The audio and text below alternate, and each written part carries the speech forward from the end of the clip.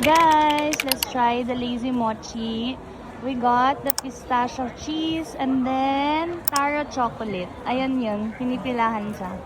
Guys, try natin yung lazy mochi. I got the pistachio cheese.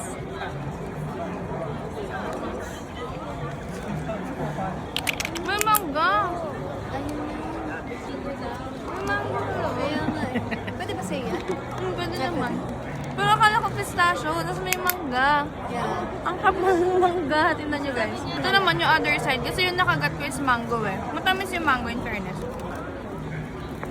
Sarap! Merong taro sa loob. Pero yung coating niya, Oreo. Ano naman? Kaya yung lasa.